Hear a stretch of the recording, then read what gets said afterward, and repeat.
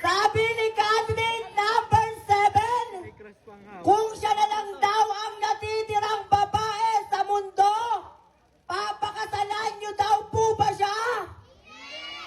Candidate number 7, kung ako tinanong mo, baka paluin ko ulo mo. Takot-takot mo. Para kang mama mo. Sa mga gwapong nanonood ngayong gabi, magandang gabi po. Wala kang pakialam. Sisigaw ka pa eh. Kapakan ko leeg mo. Ayun, nawala na ako. Alam ko eh. Diba? Eksena ka. Tagal ko nag-antay oh. Ano mo eh. Sa labak. And I thank you.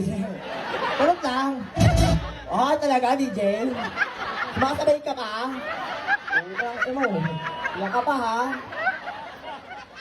Oh, happy? Ayun, naalala ko lang. Sa mga gwapong nanonood ngayong gabi, magandang gabi po. Sa mga pangit naman, gabi na po. Nung pinanganak ako sa mundo, binigyan niya ako ng mapungay na mata. Ganda. Ay, gitera.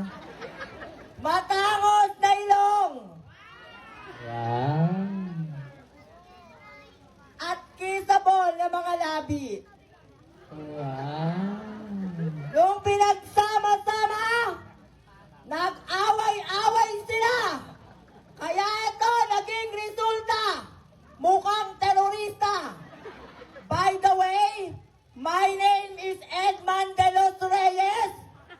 Oo, bakla na ang mayor nyo. Charot. Ay, joke lang ah. Baka mamaya si mayor ah. Hindi, totoo lang si mayor, classmate ko yan ng grade 3. Talaga? Oo, nataing nga yan eh. Charot.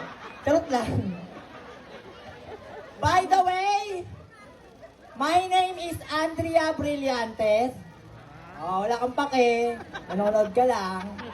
Ngayong gabi, ako po, ang batang minsan nyo nang nasilayan, minsan nyo na pong napanood sa Face to Face, together with Barbingot Portesa. Ngayong gabi, bakit hindi nyo po sabay-sabay palakpakan at hiyawan? Ako po ang babaeng may kutis, porcelana, babad sa aircon. Bakit? Hindi kumakain ng malalansa. Baby pain. Sakit. The one and only Binibining Kim Kong Chihuahua. Kim Kong Chihuahua na nagsasabing, para kay Mayor Edman de los Reyes, may mensahe ako sa'yo. Mahal kita noon, maglaway ka ngayon. Mga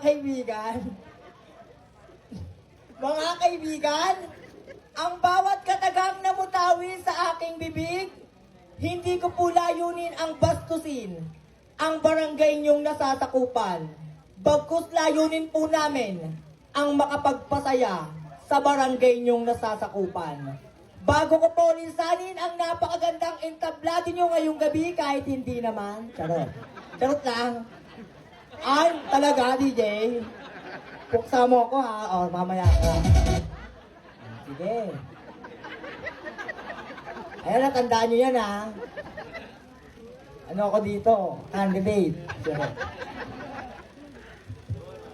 Ayan, wala na ako. Ano ba sasabihin ko? Nagpatugtog ka na eh. Hayop ka eh. Thank you. Talaga ha. Sige. Bago ko po linsanin ang napakagandang entablado nyo ngayong gabi, mag-iiwan po ko ng katagang. Pangit man ako sa inyong paningin, ngongo naman yung susunod sa akin. Eh di ba, krok-krok in a word.